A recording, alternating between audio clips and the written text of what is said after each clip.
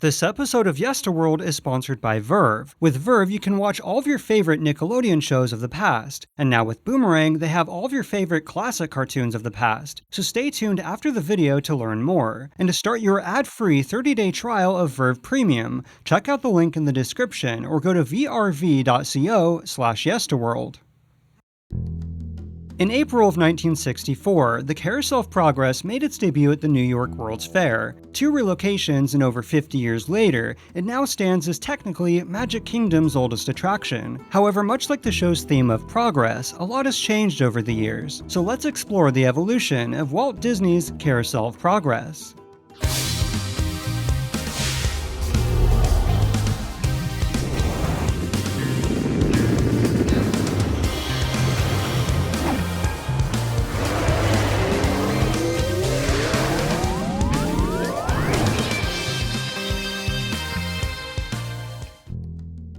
Though you might think the evolution of the Carousel of Progress begins with the New York World's Fair, it actually goes back a decade earlier with the unbuilt land of Edison Square.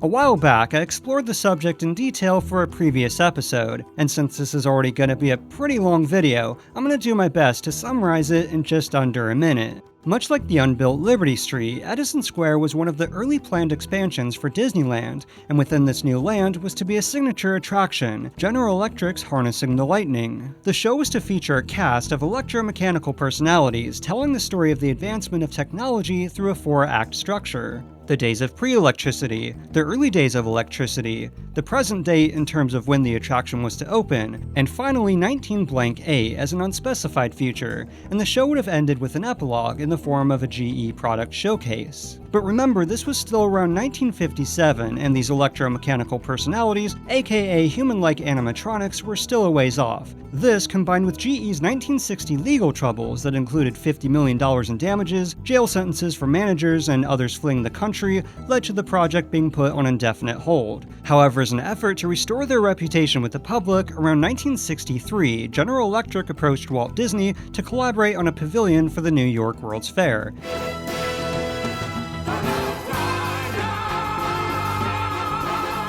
This really was perfect timing, as the Tiki Room had recently showcased audio animatronics, and a human version was being developed for Disneyland's ultimately unrealized Hall of Presidents show. So taking many of the ideas and concepts for Harnessing the Lightning, the attraction was reworked into the Carousel of Progress. And much like It's a Small World, which also debuted at the fair, Walt Disney enlisted the help of the Sherman Brothers for a catchy new theme. There's a great, big, beautiful tomorrow, shining at the end of every day.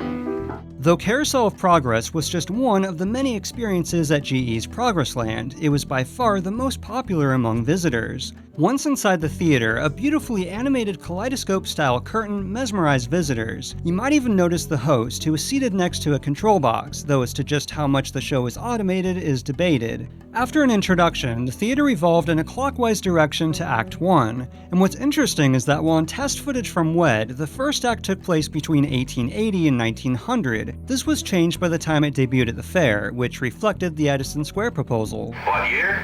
Oh, somewhere between 1880 and 1900. What year is it? Oh, just before the turn of the century.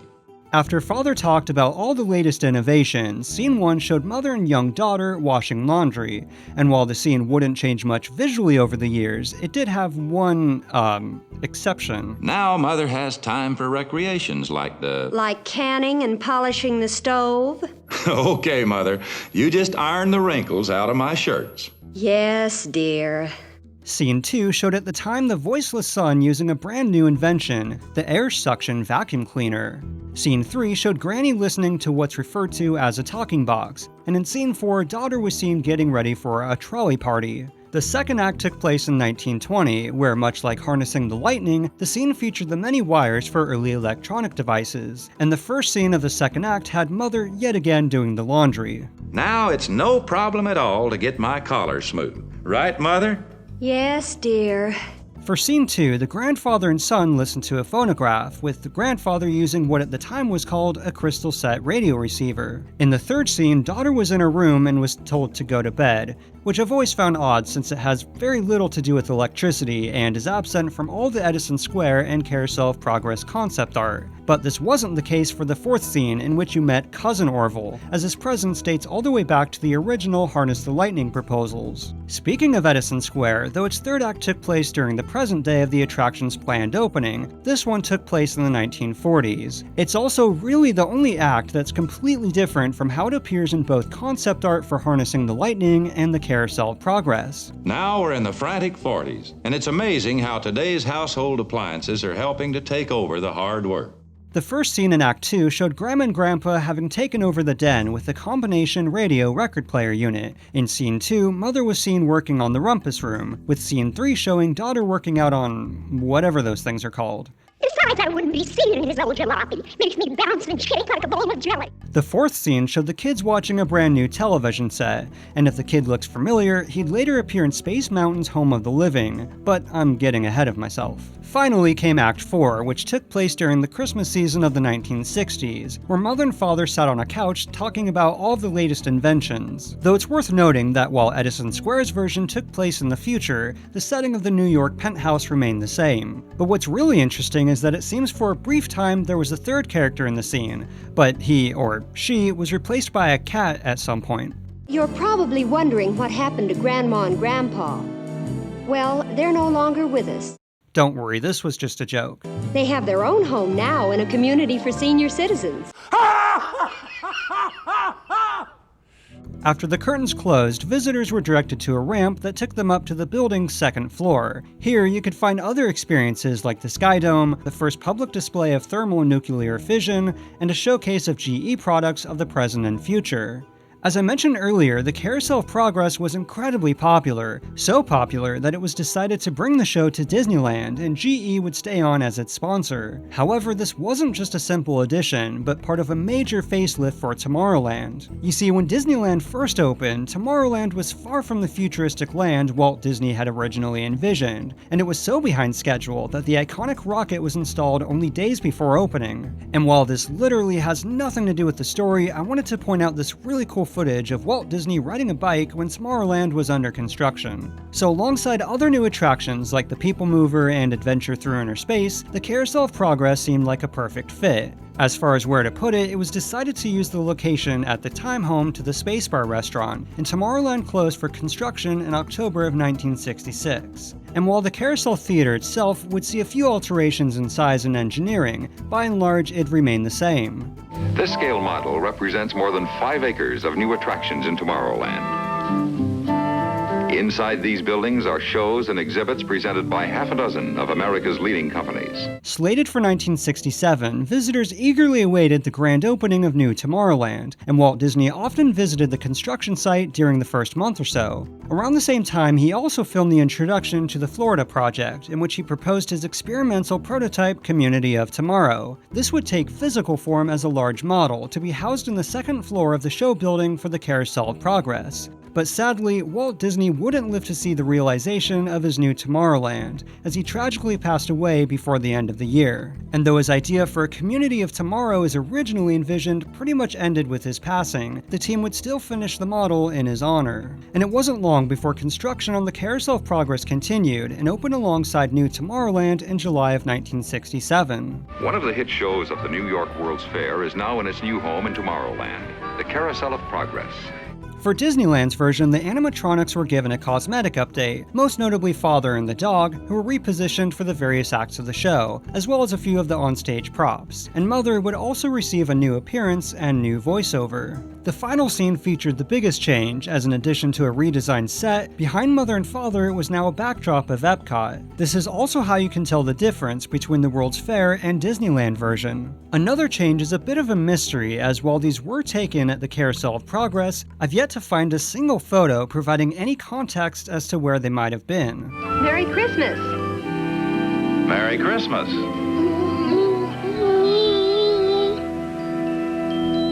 Much like the World's Fair version, after the show, visitors took a ramp up to the second floor. Only here, it was to view the incredible model of Walt Disney's Epcot. You could also view this by riding the People Mover, but it seems the only footage of this was in the Tomorrowland 1967 TV special.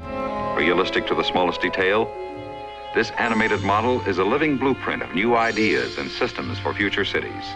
But now let's fast forward to around 1972, as by this point the Magic Kingdom had recently opened as Disney's second theme park. It was also around this time that evidently GE did a study and found that 80% of the visitors that saw the Carousel of Progress were Anaheim locals and repeat visitors. And for a company whose stake in the attraction was purely a financial one, they saw this as a poor return on their investment. So they asked Disney to move the attraction to their brand new theme park in Florida to gain exposure to a new audience, and in return, they'd sign a new 10-year contract. Interestingly, early blueprints for the Magic Kingdom indicate they wanted to build a version of the Carousel of Progress there anyway. So in 1973, Disneyland's Carousel of Progress was closed and was soon replaced by a new show by the name of America Sings. Eagle Sam takes guests on a tour of our nation's musical heritage with stops in 4 eras: the down-home setting of the early South, the adventurous life of the Old West, the fast-living days of the gay 90s, and the rockin' renditions of modern times. Construction on the new carousel began in 1974 and was built alongside Space Mountain and the Wedway People Mover, both of which would open in January of 1975. However, as part of GE's new contract was the removal of the Sherman Brothers' Great Big Beautiful Tomorrow, as allegedly GE's president wanted visitors to focus on the products of now rather than the products of tomorrow, so the musical duo wrote a new theme, The Best Time of Your Life. There's a great big beautiful tomorrow. Now is the time, now is the best time, now is the best time of your life. For this version, the script was given a rewrite and all the voice actors were recast, including the replacement of Rex Allen as father by Andrew Duggan. Also, while the previously mentioned kaleidoscope curtains may have been a sight to behold for visitors, they were a headache for maintenance, so in their place were a set of generic silver curtains. The theater would also now revolve in a counterclockwise direction instead of clockwise.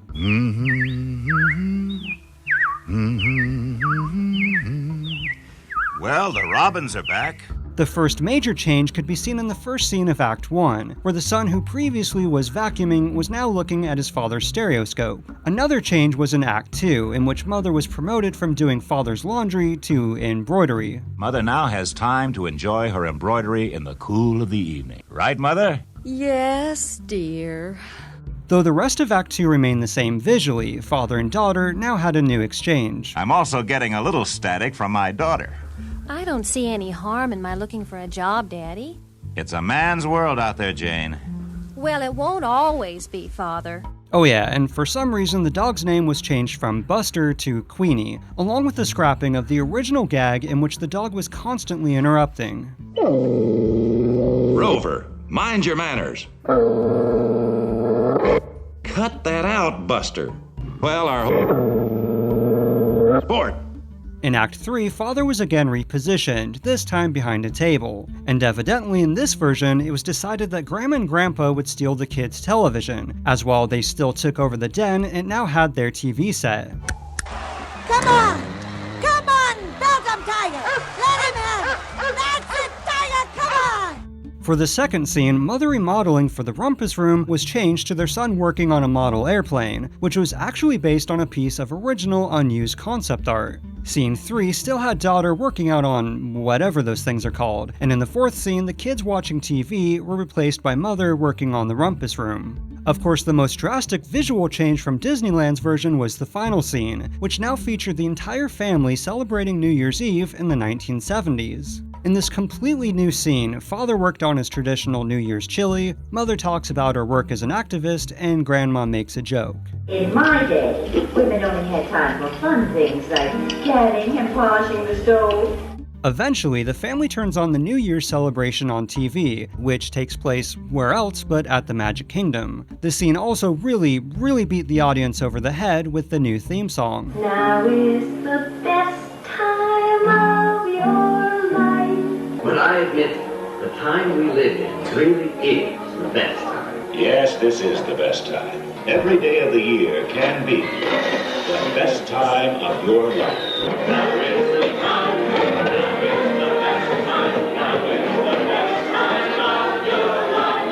Now, unlike Disneyland's version, this one did not have a second floor with a view of the Epcot model. Instead, the model was relocated to a display aboard the brand new Wedway People Mover, but sadly, only a fraction of the original model was kept intact. As to where the rest wound up, it's a bit of a mystery. The Carousel of Progress went mostly unchanged for almost a decade, but in the early 80s, several of the voice actors were changed, and the final scene was given another update. I think we're living in a wonderful time. Do you really feel that way? The 80s are a wonderful time.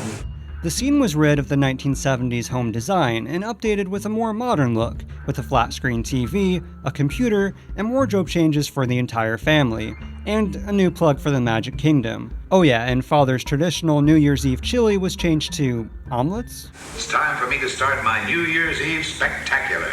Omelette superbe avec jambon. Known in other circles as ham and eggs.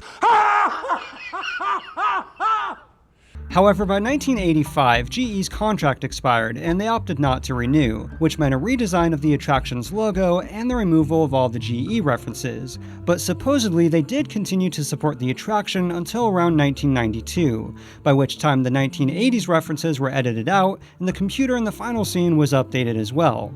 The next big change to the attraction came in 1993, when Magic Kingdom's Tomorrowland was preparing for another makeover. Now, I've already talked plenty about the history, controversy, and disappointment of Disneyland and Magic Kingdom's new Tomorrowland, compared to what was originally planned at least. But what I haven't touched on is just how close the Carousel of Progress came to being closed forever. Looking at early development plans showed a new Flying Saucers attraction set to replace the Carousel show building, but allegedly for budgetary reasons, yes, budgetary reasons, this was scrapped, as the cheaper option was to just give Carousel of Progress an update. However, this one by far had the most drastic changes to the attraction since its original debut, and was fittingly rebranded as Walt Disney's Carousel of Progress. This version also saw the return of It's a Great Big Beautiful Tomorrow, with the best time of your life becoming part of the area music for New Tomorrowland. Now, if you're like me, this fact just totally blew your mind, so here's a quick comparison. Now is the time, now is the best time, now is the best time of your life.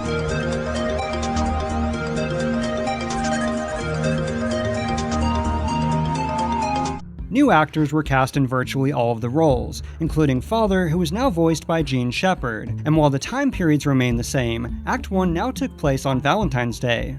The scenes in the first act didn't change much visually, but after 30 years, it was now time for Father to take on some of the household chores. Oh, that's right, folks. Now Sarah has time for other things like canning and cleaning the oven. Yes, dear.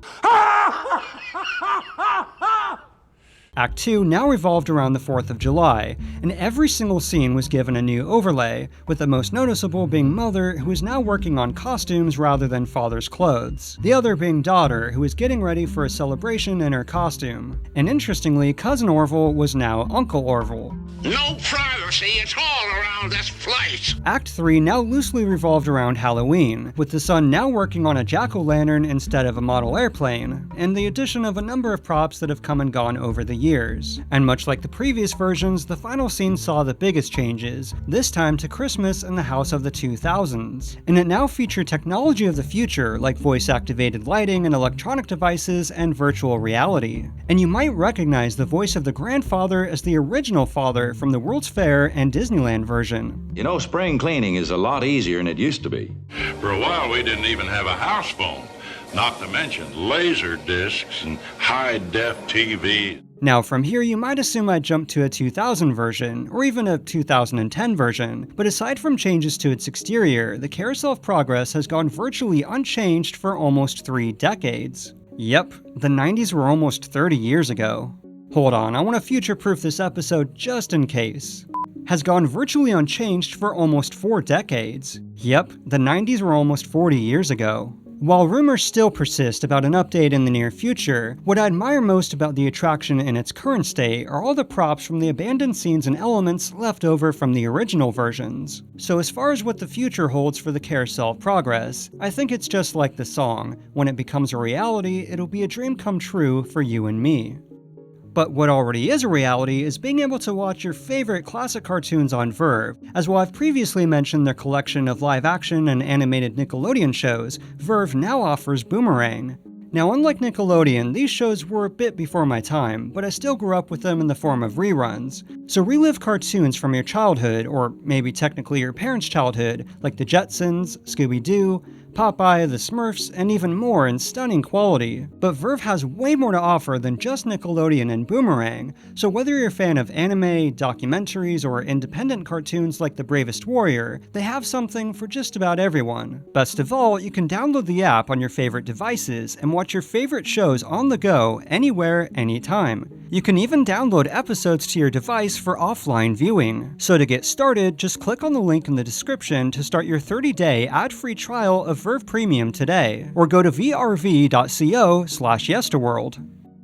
As always, thank you all so much for watching, and make sure to subscribe and hit the notification bell so you don't miss future episodes. And I'll see you next time in Yesterworld.